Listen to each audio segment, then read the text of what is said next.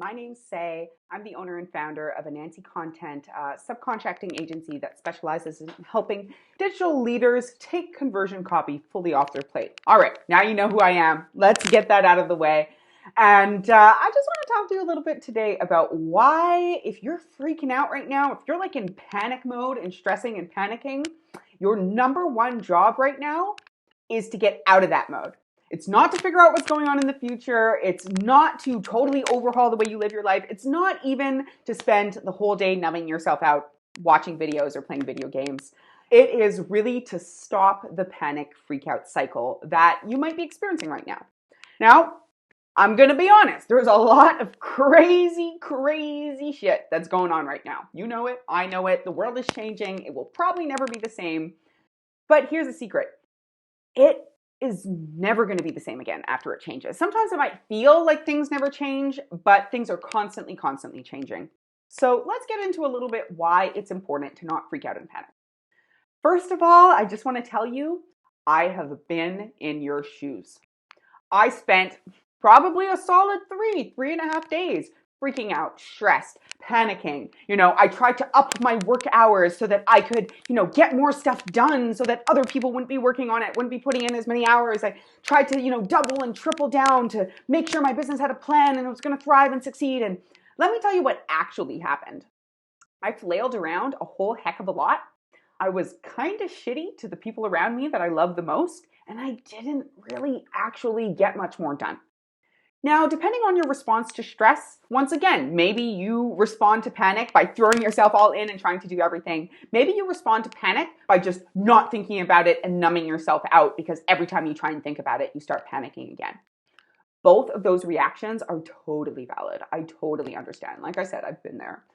But what I think you really probably need to move towards is somewhere that's a little bit more in the middle.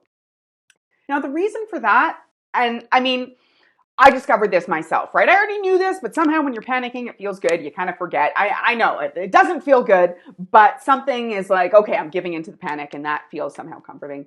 But the reality of the matter is that panicking didn't help. In fact, not only did it not help, but it was actually the opposite of what I needed at that time. All I did was make a whole bunch of other people around me more stressed and more panicked, and it just perpetuated itself. I barely got anything done. A good analogy for this, why it's important to stop panicking, is Navy SEALs training. Now, I know that might seem like a bit of a jump. You're like, well, maybe I'm just a web designer. Like, what do you mean about Navy SEAls? But this is a story and an analogy that just really stuck with me, which is part of Navy SEAls training is actually to become drown-proof. How do you become drown-proof, you ask? Well, they tie your hands, they tie your feet, and they throw you into a thing of water and see what you do. And then in time, they make you do different things, and etc. Now, the key to thriving in this situation, thriving, i.e. like not starting to drown and having to be fished out, is surprisingly simple. It's not panicking, right? Because the moment you start freaking out, when you're put in that situation, your automatic reaction is to panic. Once again, totally valid response, right? Shit's changing all around you. It feels like the world's ending. Maybe some really important stuff is happening in your family, in your friend circle. Maybe you're just feeling isolated. But the fact of the matter is that panic is normal. But panic is the quickest way to drown. Because once you start panicking, you start flailing. Right? You immediately start gasping for air, even the way you breathe change. Well, that is a death sentence underwater. But if you can get yourself out of panic mode, once again, you don't have to have all the solutions, make a big plan, etc. Step one is just to get out of panic mode. Because once you get out of that panic mode, all of a sudden you're bound underwater, you start to realize things. First of all, you have a window of time before you start to inhale and drown, right? Everyone can hold their breath for a certain amount of time. That time goes out the window if you're panicking. But setting aside that panic allows you to take the time to consider what you're going to do, what you need to do, which way is up, how to get back to the surface, where you are currently, what your options are. But you can't do it if you panic, you just drown. So we're going to get into in another few videos, this is one of those things that's simple, but not necessarily easy. But this set of skills, if you can develop it in yourself now, even make a little bit of headway on it now, you will just be floored at how much of a difference it makes for you, how much you're able to move forward. Also, that the situation is almost never as bad as it is in your head because your brain has the capacity to explode things, right? Especially uncertainty, especially fear of the unknown. But the reality, the practical cold hard truth, the data, the facts, a lot of the time, every single time, I would say, is less insane than it is in your head because in the end, they are what they are. And the stories that you tell yourself about them are what really changes.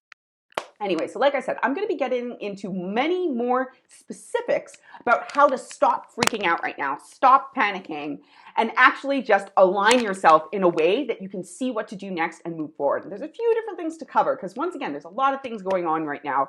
Decision fatigue, right? Uncertainty, whether you should be selling or not selling, what to do with your team, should you hibernate, etc. There's a lot of stuff to consider. So we're going to go through a few basic means, basically how I was able. I'm just sharing this is the same thing I did, same thing I've done to help people I know stop panicking, right? What are some things that you can work on day by day as this continues to unfold so that you become more stable, more together, and not only do you not drown in this circumstance, but you actually are able to thrive, possibly even grow, but at the very least thrive. We're going full on Hitchhiker's Guide to the Galaxy in the next little while, so keep tuning in. We are doing Operation Don't Panic. Big friendly letters. Consider me your guide. How to not panic. Awesome. Hope you have a great rest of your day. And if you're not having a great day, I hope that you can create some happiness for yourself in this day, some sort of fulfillment, even if it's just a moment. So thanks. Have a good one.